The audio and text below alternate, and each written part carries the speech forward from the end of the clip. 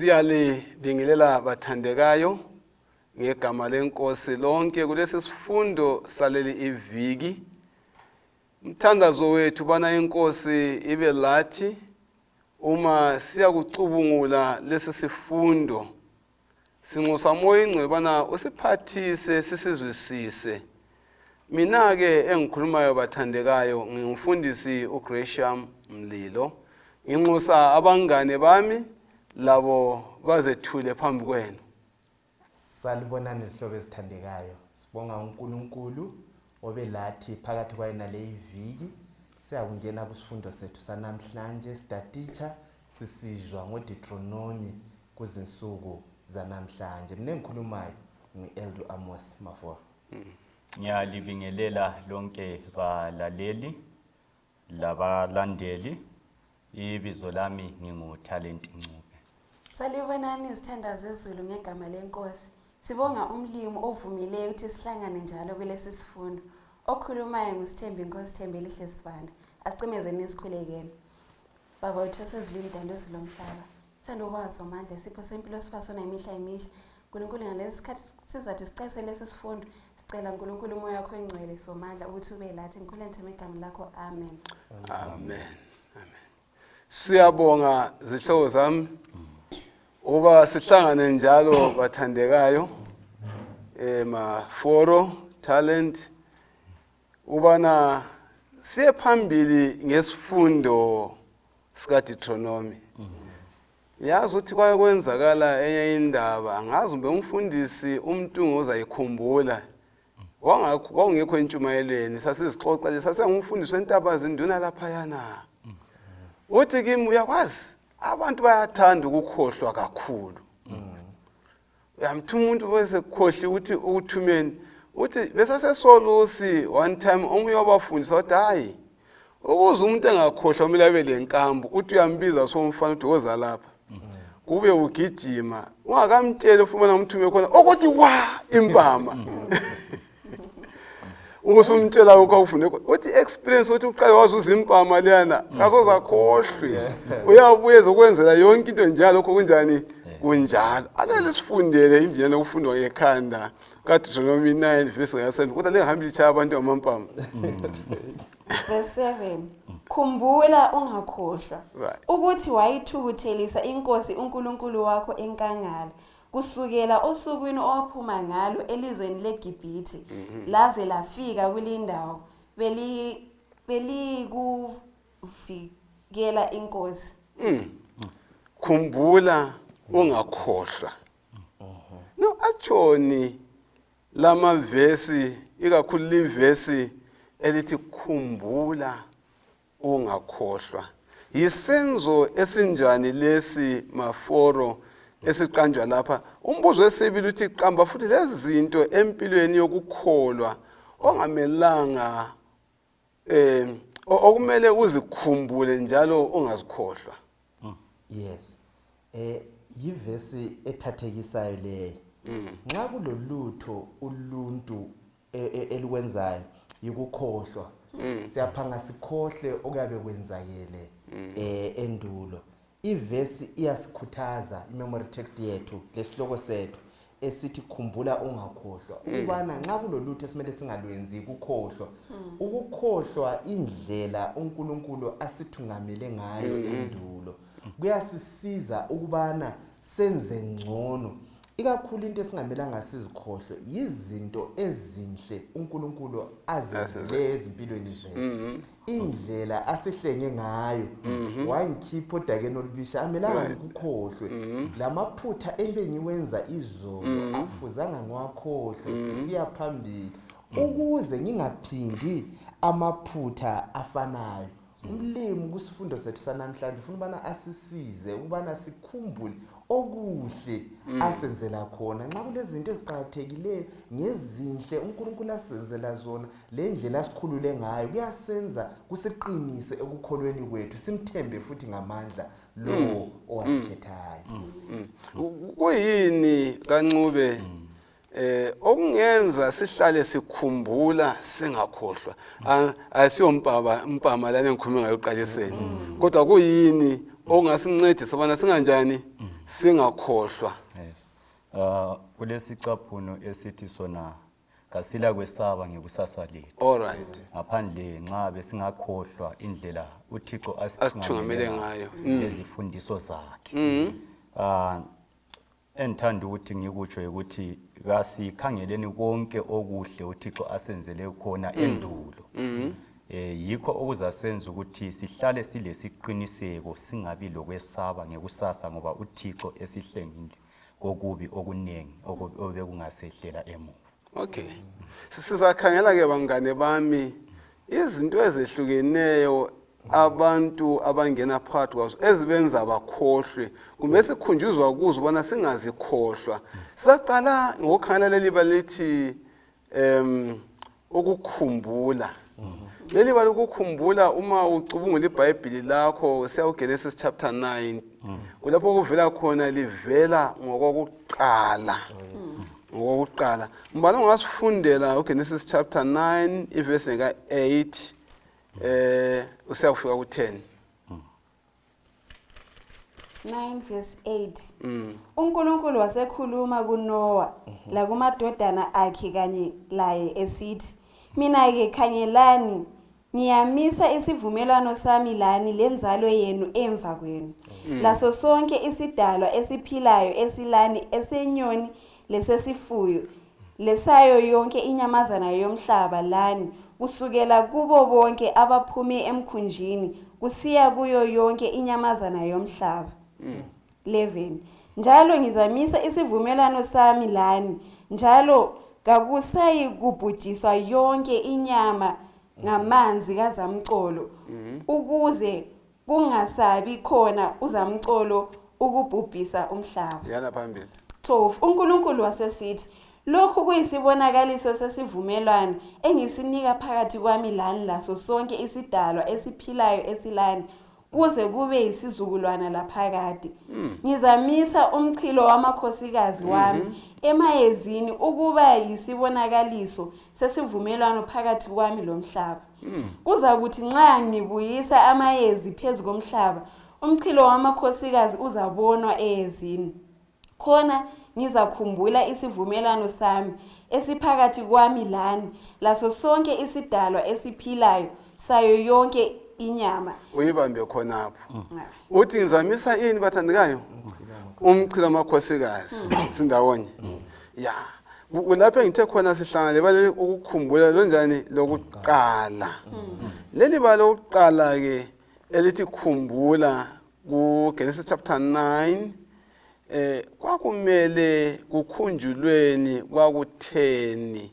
Mbani ongasinceda khonapho? Yes, uThixo wenza isivumelwano. Nxa iBhayibheli sithi khumbula okwakuqala, kwakungathi ukuthi kukhumbuza uNkulunkulu. Alright. But kukhumbuza thina njengabantu. Ukwenzela ukuthi sihlale sisazi isivumelwano sikaThixo lathi. Okay. Wona umchilo wamakhosikazi uvele umele bona ukhumbuzeni uluntu.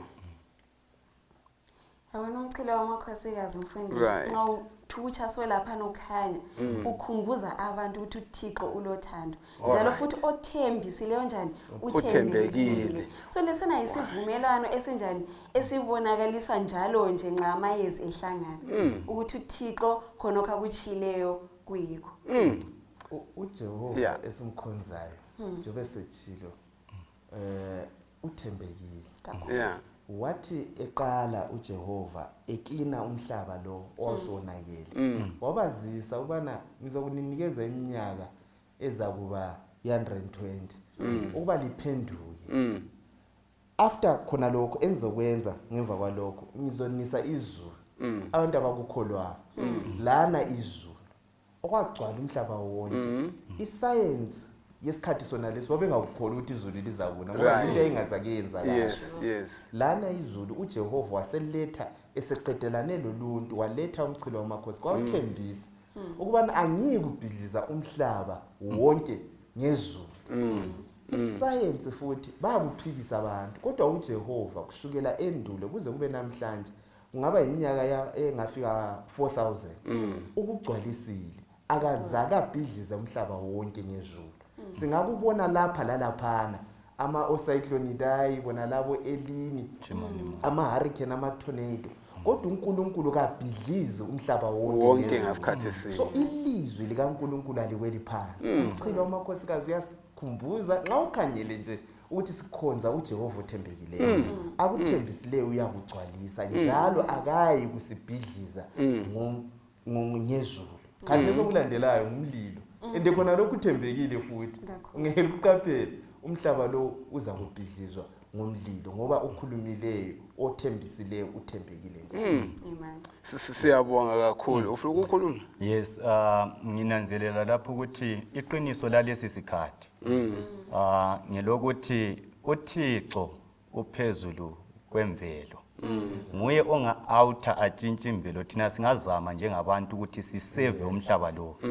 But kawuseveki. So okutsho ukuthi njengoba uThixo etshilo ukuthi okuzaqeda konke yikuza kukaJesu. Abeze science babona ingani ngakusoze kwenzaka. Lokuchiswa komhlaba lo kuzayenzakala. Kasikukholweni ukwenzela ukuthi sibe ngabantu abaphephileyo. Siyabonga kakhulu lisho amagama aqhakathekileyo kakhulu ukuthi ngaphambi kwazamcolo abazange bakukhole ukuthi kuzakuna izulu suka phezulu laphana ngoba kazi bakubone lokho. Kanti futhi emva kwazamcolo bayabuya bethi hayi awuzange kube lezulu enjani. Into enhle ukuthi futhi bona laba abafana nayo abeze science kulalaba abathanda ukugebha archaeology. Uzasebethutsha lesimanga sokuthi sithola amaqolo enyamazana ethize phakathi naphakathi komhlaba inland okungela lwandle eduzane kodwa linto itholakala ngaphi olwandle okubufakazi ukuthi umhlaba lo one time wakwaba kugutshuzwa kweni ngamanzi. Ngibonga futhi lokukhunjuzwa ukuthi nxa amayezi ethwala abantu sebetshaya uvalo ukuthi lapha safanga ngamanzi ungavehle ubone unchilo wamakhosikazi umasibanda lapho uhlothana naye uhlubone uthando lukaJehova esemisa sokusikhumbuza thina ukuthi hayibo angizubhubhisa abantu ngamanzi njalo. Akusifundele uDeuteronomy 4 verse 34. Ngizafuna futhi ufunde lo 4 verse 40. Deuteronomy 4 verse 34. 4 verse 34. Yeah. Ithi futhi uNkulunkulu wake wazama yini ukuyazithathela isizwe phakathi kwesizwe ngezilimo ngezibonakaliso la ngezimangaliso la ngempi la ngesandla esilamandla la ngengalo elulekiweyo la ngezesabiso ezinkulu njengalokhu konke inkosi uNkulunkulu wenu eyalenzela khona eGibhithe phambi kwamehlo akho. Faka umuntu wakho khapho zasifundela u40 imbayimbayi MAFORO. Ngithemba uyilalele le verse. Kuyini akwenzela amaIsrayeli besezweni lobugqili uJehova okuqhakathekileyo kakhulu. Thina kuyini lathi esingakutsho ukuthi usenzele khona okumele sikukhumbule njalo njengoIsrayeli na ikakhulu maqona le verse sanibona siyifundele. Indaba lapha uIsrayeli kakhitshwanga eGibhithe ngoba wayenamandla kumbe wayemuhle kumbe wayesenza ngcono wenzelwa umusa. Uyabuza lapha uMose uyamangala uJehova uthi lake la kuzwa ngani ukuthi umuntu uyangena phakathi kwesinye isizwe ayekhipha esinye isizwe asikhiphe angasikhiphi nje akhiphe ngezimanga enze izimanga asiphephise aye kusenza esinye isizwe. Nansi isimanga sihlobo ezithandekayo uJehova mina lawe ake sibheke ukuthi usikhiphe ngaphi. Usikhiphe kwelinye ilizwe lokona wasihlenga wasisa eKhenani elizweni lokuphepha. Ake ukhangele lapho suka khona lo musa owenzeleyo. Yikho namhlanje siloko sithi ukukhumbula ukuthi wawuyisigqili sesono. uJehova sekwenzele umusa. Sihlobo ezithandekayo umusa ongaka awukhohlakala ukuthi sikhohlwe ungabona ukhohlwa hayi awenzelwa ngamusa awulankambo ake nisikhangelene emuva la esisuka khona sibone umusa kaJehova lendlela asihlenge ngayo sikukhumbule insuku zonke kuzasiza ukuthi singawoni ngabomu singabi lokho sibuyela odakeni njengengulube isigezisiwe ubuyele edakeni uyekudla ingcekeza yabo uyazi ukuthi kaNcube lo masibanda nxa ngilalela ulokhoze uMaforo ngizwa engitshela ukuthi thina lathi besezweni lesitha ngaphansi kombuso kaSathane kodwa uJesu wabuya njengalokho wakhipha uIsrael eGibhite wazosikhipha emandleni anjani awesono right angeke ngibuze lumbuzo kambe uma sikhangele indlela uMose akhuluma ngayo imibuzo ekwenza wena ukhumbule wedwa wayelenhloso bani lapha wayefuna siphi isiphetho uMose ngalokho uNkulunkulu ayebenzele khona na I think ivesi imbuzo lo ngaphendula kangcono singafunda ivesi ka40 okaDeuteronomy chapter 4 40 ngakho uzagcina izimiso zakhe lemilayo yakhe engikulayo yona lamuhla ukuze kukulungele labantwana bakho emva kwakho lokuze welule izinsuku phezulu kwelizwe inkosi uNkulunkulu wakho ekunike lona zonke izinsuku uzabe sithini khona lapho the before ngiphendule leyo yes ukungezelela laphana right. uNkulunkulu laphana uverse 34 kuthiwa indlela abakhumbuza ngakhona kumbe izinto indlela abakhipha ngakhona eEgypt angithi kuthiwa abakhipha with great might ungabona uyakhumbula kodwa ungiyezwa usungakhohlwa so umlimi uyabanikeza izibonakaliso ukuthi banjani bakhumbule bazibone bazikhumbule then bese ngibuya kulo umbuzo elimbuze wena mfundisi kahle umuntu ungambuza kuyafika isikhathi sokuthi uyahlala phansi ebese cabanga ngokucabanga laphana kuba ngcono ukuthi umuntu enze into aseyicabangile wayebona ukuthi imlungele kanti ke ungafika emuntwini umfundisi uthi uNcube laphana ngifike ngithi yenza so ngoba akusukanga kuwe akusoke konjani ekwenze ngokupheleliseka kodwa nxa sokusukele enhlizweni unjani ukwenza okuphelelisekayo siyabonga kakhulu into alright kumele siyivume asifakeni uNkulunkulu endaweni yakhe alright uNkulunkulu nguNkulunkulu ungumdali owakho umsebenzi ngokuhlenga owethu thina ngokusikhipha edakeni olubisi owethu umsebenzi ngokulalela sithobele intando yakhe alright bemvele ngizabuza ukuthi nxa bengilalele la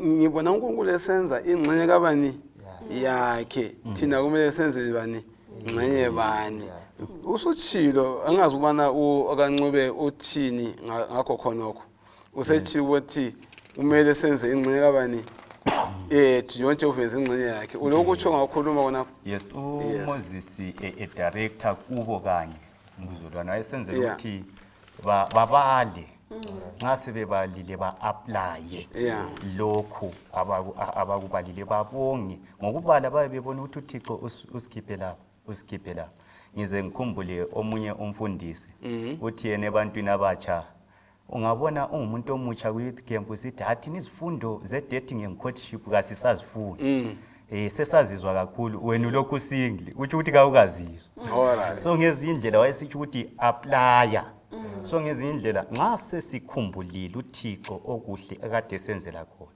kasiqhubekeni simdumisa ngoku-aplya lathi siveza okuhle ngokulalela ngamafitshane MAFORO khonokho ukukhitshwa kwaIsrayeli eGibhite ngesande esilamandla kungumfanekiso bani nxa siyangena kuTestament elitsha I think kodwa sike sawuphendula lo mbuzo kodwa ungayengeza ngapho ungayengeza khona kumfanekiso wokuhlengwa kwethu ufanekiso wokuhlengwa kwethu yes lamandla ukwakuthinta mfundisi ukuthi umbuso kaSathane enye indoda yabuya yangena embusweni wenye indoda yafika wakhulula njengenyoni yakhululwa uNkulunkulu wasenza saba ngabakhululekileyo umfanekiso lamandla kakhulu siyabonga kakhulu akungifundele uDeuteronomy 4 verse ka9 lo 23 verse 9 Yeah. kuphela ziqaphele ugcine kakhulu umphefumulo wakho hlezi ukhohlwe izinto amehlo akho azibonileyo njalo hlezi zisuke enhlizweni yakho zonke izinsuku zempilo yakho njalo uzazise abantwana bakho labantwana babantwana bakho. Verse 23 yes. ziqapheleni hlezi likhohlwe isivumelwano senkosi uNkulunkulu wenu eyasenza lani lizenzele isithombe esibaziweyo umfanekiso waloba yikuphi inkosi uNkulunkulu wakho ekwenqabele khona.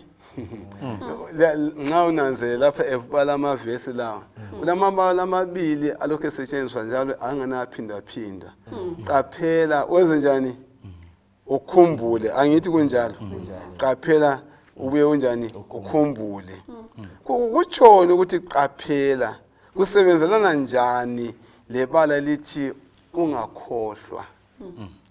Yeah. Indaba yokuqaphela othi ngeke ngithathe kuzindlu lapha kuma yadi esihlala yikho la. Yes. Uyathola kule bhakane libhalwe ukuthi qaphela kulenja uqaphela inja. Osokukutsho kuwe ukuthi ukhumbule futhi usumele uhambe ngokunanzelela ngoba kulengozi qaphela kulengozi kugetsi uzabona bayafaka isayini yokhakhayi iskeleton lesa ukuthi qaphela lapha kuyingozi. So esikukhunjuzwayo lapha yikubana siqaphele sikhumbule njalo ngoba into eyingozi emuntwini ukukhohlwa ukukhohlwa ukwathinta lapho matha ukuthi wenzelwe izimanga wakhitshwa ngendlela emangalisa kodwa umuntu uyakhohlwa futhi. uNkulunkulu indaba leyo yokukhohlwa wayeyazi wahle wasitshela phambilini ukuthi lizakhohlwa lingaya elizweni elithile selisuthi bese likhohlwa. So siyakhunjuzwa ukuthi kasihlaleni siqaphele izihlobo ezithandekayo empilweni yokukholo qaphela funa uwe qaphela funa utshelele kukho konke asimeni siqaphele silinde sibophe izinkalo njalo. Wawumele baqapheleni Thembi uMasibanda wawumele baqapheleni ke lapha sisana ukuthi basemngceleni wangaphi weKenani. Yes wawumele baqapheleni okunye sekuchilo uMaforo. Kumele inhle ngifakele umbuzo ukuthi nginanzela ukuthi akula muntu ongena kuleli bandla ongenza isivumelwano kusimo sezifungo nxa uzangena ebandleni kambe nxa sesibhabhathiziwe siyazikhumbula yini ube siyakhohlwa yini sikhumbula kangakanani esikufungileyo na okunye futhi sikwenza semtshadweni. Yes.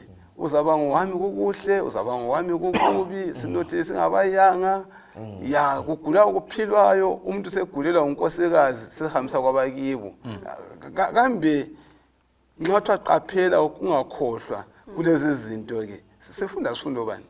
Okokuqala lapha umlimi kuverse 9 uthe ungakhohlwa izinto kanjani akwenzele zona. Ngiyalithanda kakhulu ibhuku ka Deuteronomy ngoba liyakhumbuza ukuthi nxa usukhohlwa khumbula lokhu umlimi akwenzele khona. Sometimes ethola umuntu esekhala mfundisi sekhala ngoba izinto azisahambi kahle kodwa usekhohlwa ini umlimi amenzele khona. Then ku 23 kwasokuthiwa ungakhohlwa isivumelano engisenzileyo. Umlimi wathina uzaba uNkulunkulu wabantu angithi abantu bebe ngabakhe kodwa bese sisuka sesikukhohlwa futhi khona lokho. So lapha siyaqaphelisa ukuthi asingakulibalini khona lokho ngoba yikho kuzasiza sikhumbule ukuthi sisemngceleni ukuze siyeqele ngale komngcele ukuthi njani siqaphele bese sisenza lokho kuchiwe. Ibale lithi qaphela kaNcube libakhumbuza ukuthi babe ngabantu abaphila njani njalo abanjani khangela izimilo zabo abanjani ekuphileni kwabo angithi nxa likhangela futhi lihunyutshwe kaningi leli bala lihunyutshwe lisetshenziswa ngezindlela ezithize eziqhakathekileyo zisifundisana lezo zindlela. Yes ngesikhiwa kusetshenziswa ukeep kwasetshenziswa upreserve kwasetshenziswa uguide. So obhalayo uthi yena nxa uthwala ingakhohlwa akutshiwo ukuthi i-memory loss but kutshiwo ukuthi lihlale likhumbula isivumelwano. Alright. Ngokukhumbula isivumelwano lizabazazi ukuthi lingobani. I-identity. Njalo liphilelana. Njalo liphilelana. So ngezinye indlela kasingakhohlwa ngikuletha kithi. Kasingakhohlwa ukuthi siphilelane singobani. Njalo siphilelane. Ungazuza ukudla mhlawumbe uphilela ukudla. Uzuza ukudla kodwa isono nxa singasuswanga empilweni yakho. Ufana lokuthi uzinonisela ukuyesokwe.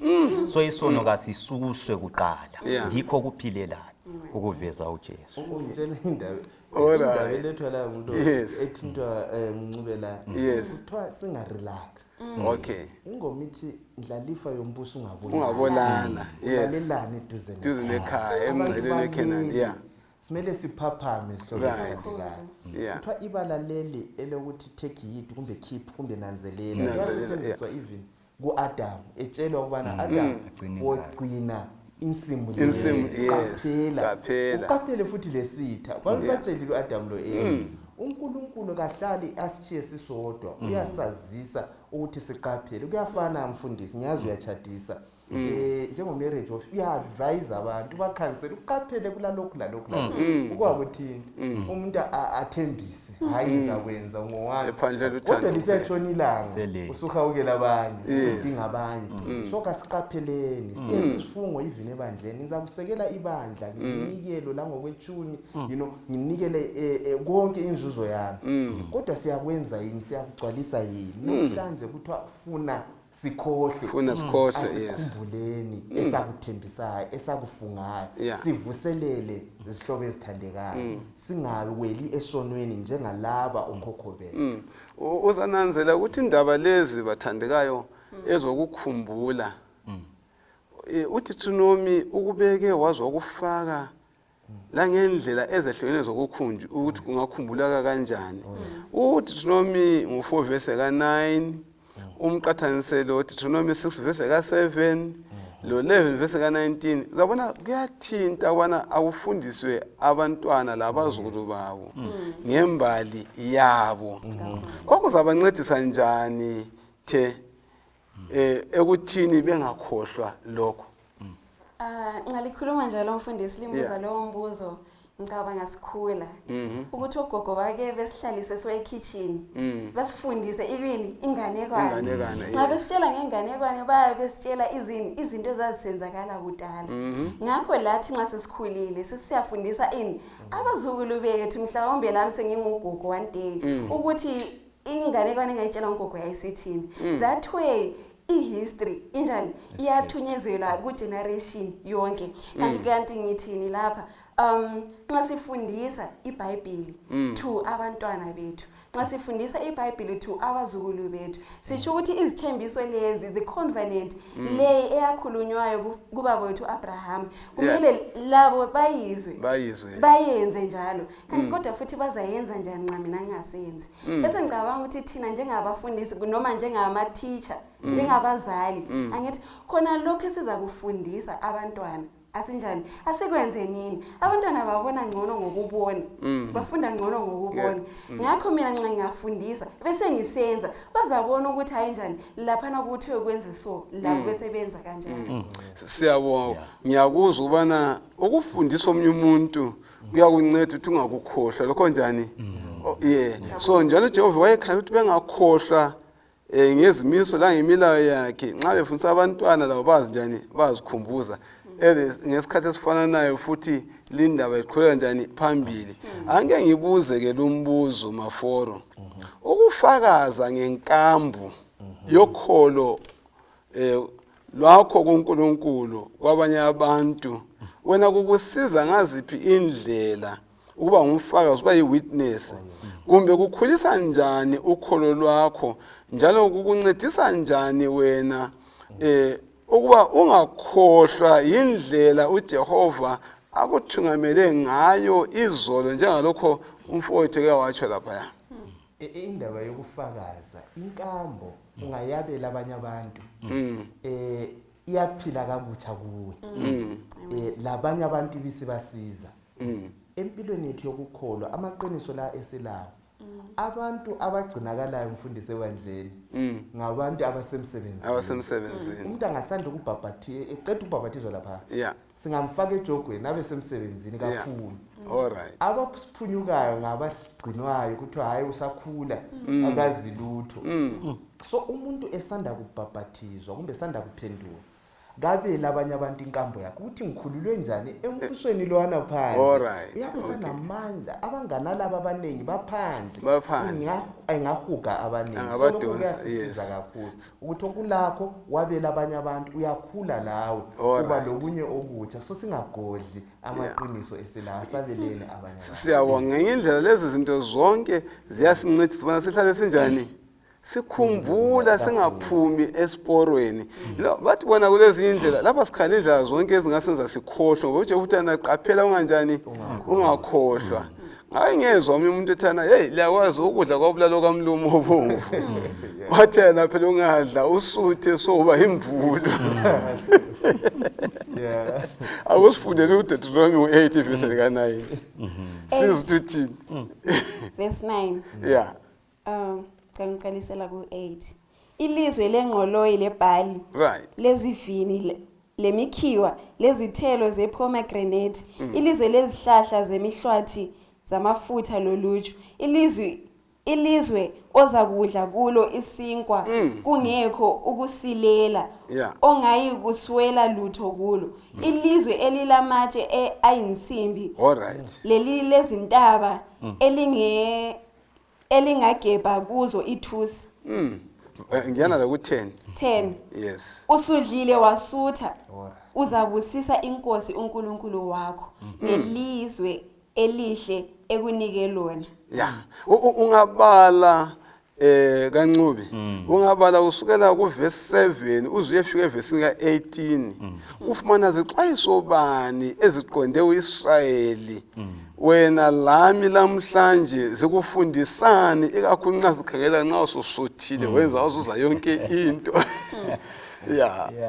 ungadlusuthe kwesinye isikhathi kuba yingozi nxa kade uvele uswela alright kahle ngike ngikhulume nje ngejaha mhlawumbe elikhonzela umlimi ebuyangeni ekusweleni uyabe kade eswela ethembekile kuThixo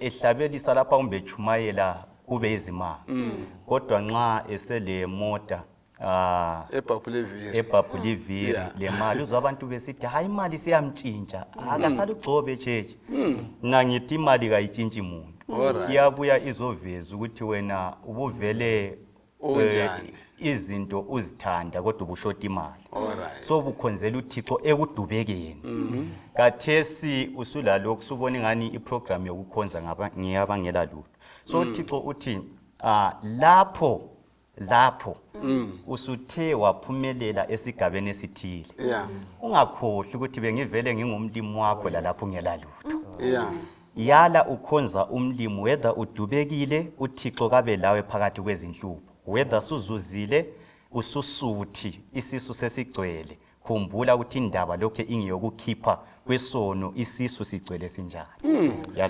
siyabonga kakhulu zwana ke lapho maforo nxa sifunda uverse 10 uthe uverse 10 uzakudla usuthe ubusubusisa inkosi yakho kumbe ubusubonga futhi nxa ngilalele lapha okaNcube ekhuluma usibikela ukuthi phela indoda isize ibingumnyanga isisutha siza yonke into sitshengisa umoya onganjani ongabonga angeletho kulula nje sijala ukubona sekwenza kwesikhathi siyasifakela itafu ukudla ekudleni laphana kambe sicabanga kanjani nxa sokhala ukudla khona kusetafuleni ukubonga esikwenza umkhuleko nesikwenza siyawuzwisa yini utshoni yini ezimpilweni zethu azindawo elethayo besixoxa endlini lapha ukuthi kwesikhathi awunanzelele ekudleni iningi lethu kukhulekisho kungumntwana kungazwakali ukuthi kuthini indaba yokudla sihlobo ezithandekayo siyabe sibonga uNkulunkulu osinikeze ukudla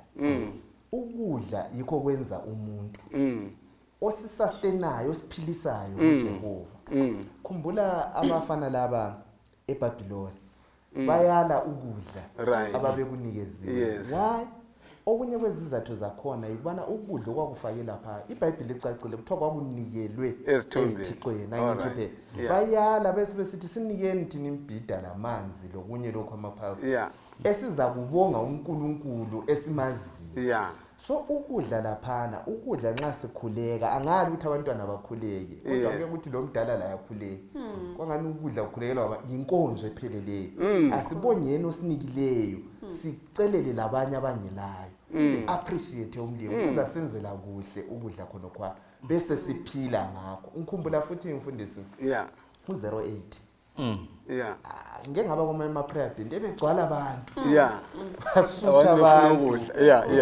usedlile wasutha kuthe sekuyi-US$ era banyamalala so asikuqapheleni ukuthi lest we forget eaten and full ukuthi qaphela lapho suka khona ungamkhohlwa uJehova olawe endlaleni uNkulunkulu wentabeni nguye uNkulunkulu wesikotsheni ulathi izikhathi zonke siyabonga ngikuzwa kahle ukuthi ekudleni laphana yinkonzo epheleleyo i-divine service ngokwayo abantu bangadla basuthe bathole konke abakufunayo mancobi bavama ukwenzani kulo obapha amandla okusebenza siyabonga na emva kokubusiswa nguNkulunkulu kambe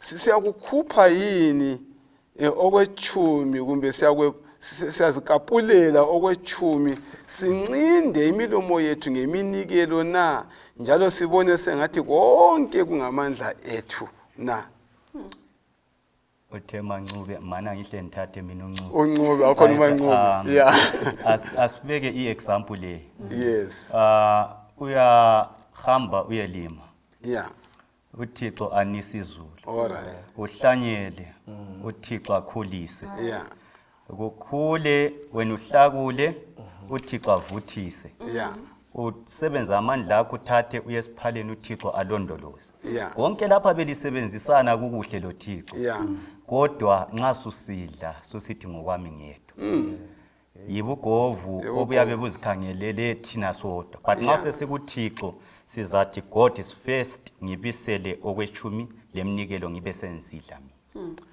siyawona ngithemba soze sikhohlwe sonke njalo lokho amadoda besitsho ukuthi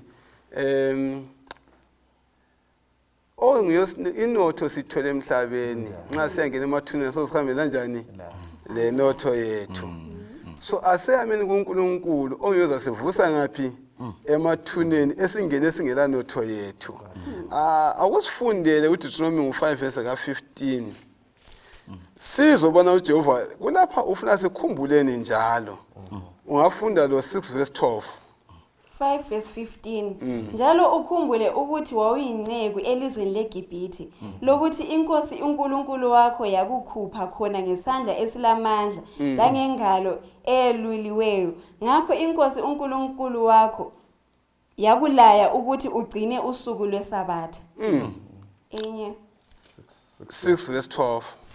6:12 ziqaphele hlezi uyikhohlwe inkosi eyakukhupha elizweni leGibhithe endlini yobugqili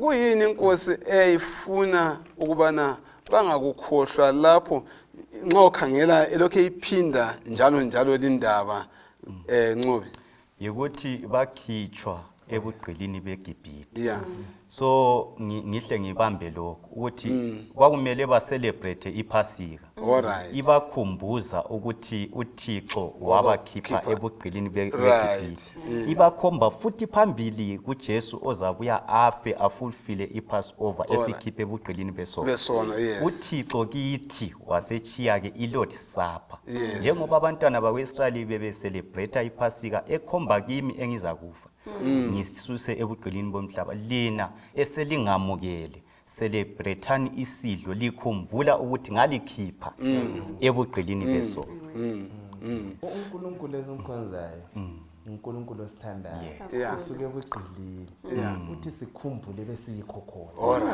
singakukhohlwa anti nxa usuzikhangela khathesi usugqoka isudu usubushelezi khumbula awuzalwa ngunjalo wawunjani uzakusiza ukubana ubonge lokho uNkulunkulu asenzele khona ingqondo elethwayo even kuTestament elitsha ngiyokubana sisindisiwe sikhitshiwe ebugqilini sakhululwa singaba kaNkulunkulu ngokudalwa singabakhe futhi ngokuhlengwa ngenye iFriday kwasifela uJesu ngenye iFriday kwasidala uJehova esimkhonza ngolothando kodwa uthi khumbula ukuthi ubuyisigqili ususindisiwe ungabudeleli ukusindiswa akuchiphanga kule gazi elachithekayo khonokho kutsho uPaul usikhumbuza kwabase Efeso ngo2 verse ka8 kuya ku13 kuhambelana njani lalokhu esikutshelwa owatshelwa amaHebheru na ngesikhathi sawo khumbula kulapha ukhuluma ukuthi yana kungumusa kamlimana linjani lesindiso akusikho kuzenzela kwenu lothando lwenu lamandla enu lakho konke kwenu kusikhulumisa nje ngasifalela nje ngamafitshane abasefeso ngo2 verse ka8 2 verse 8 ngoba ngomusa lisindisiwe ngokholo lalokhu kakuveli kini isipho sikaNkulunkulu indaba elethwayo ukuthi sike sayithinta ukuthi Israel ayisikho ukubana unamandla kumbe wenzelwe umusa ubumncane kuzizwe zonke wenzelwe umusa wahlengwa sisindiswe ngomusa sihlobo esithandekayo lathi sifundeni ukwenzela abanye umusa ngoba siwenzelwe umusa onalo uIsrael wakhethwe ngela lutho wenziwa waba lulutho khathesi lilizwe limangalisayo lathi besingasibantu sakhethwa safakwa ku-Commonwealth yakwe-Israel saba ngabantu ababizwayo njengabantu singamaholi sisingabesikhosini asikubongeni khona lokho nsuku zonke sihlobo esithandekayo singakhohlwa lapho esisuka khona indaba yokunganjani yokungakhohlwa kambe uyachitha yini I think omunye ngachallenge singa-challengeana la kambe uyachitha yini usuku ngosuku kumbe umzuzu ngomzuzu uke ucabange ngalokho uKristu akwenzele khona eCalvary esifa engconyeni yakho kakade kumele sikhumbuleni ngendaba yeCalvary ikakhulu sikhangela lokho ade sikhuluma ngakho kusifundo sonke kambe ungasitshelane ngamafitshane mfundisi ngingacabanga mina umlimi angenzele khona emuva futhi ngiyeke ngikhonone ngingacabanga angenzele khona emuva angeke ngikhale ngoba phela khathesi sisebhoda somele ngijabulele ukuthi njani sengisiya phambili isikhathi lesi isikhathi sokuthi somele senjani sikhumbule umlimi asenzele khona emuva singakhohlwa uMaforo kwaba lenye ingoma lapha sisendleleni lapha maqona lokukhumbula indaba yeCalvary kanti utheni ngikhumbula kungenxa yami ukuze afe eCalvary right isiphambano sasingachiphanga walela eze uJesu esenzela mina ukuze ngisindiswe lokhu zihlobo singakukhohlwa sisindisiwe asimdumiseni asimlaleleni simlandele ngoba nguye oyaziyo indlela siyabonga abathandekayo iKhenani seliphambi kwethu osokusele yikuchapha siye khonali sesifundile bana singakhohlwa ngalokho uJehova njani asenzele khona empilweni yethu yokukholwa singakhohlwa nje la ngesabatha lakhe eliyisayini yakhe ebantwini singakhohlwa konke lokhwana inkosi kayisiphathise bathandekayo ukubana sihlale sisendleleni yokukholwa singenzi njengabayizolo abakhohlwa masinyane emva kwalokhwana kumbe sesifuna impama lana kaMntungwa ukuze singabe sibele experience singakhohlwa themba uNkulunkulu ngasiphathisa sonke njengamalunga ebandla njengabantwana bakaNkulunkulu kuzindawana zonke sikuzo sikhumbule izinto ezinhle uJehova asenzele khona lapha sikhiphe khona siye phambili ngokukhola kwethu azabuya sithatha sekhaya ezolweni nizanxusa ke osikhulekela ubana asivalele ngomthandazo asithandazeni baba wethu osezulwini siyabonga isifundo esesisifundile sicela ukugxila eqinisweni lalesi sikhathele kuDeuteronomy ngokuphathiswa ngumoya oyingcwele umthandazo wethu okukholwa egameni likaJesu siyakhuleka amen amen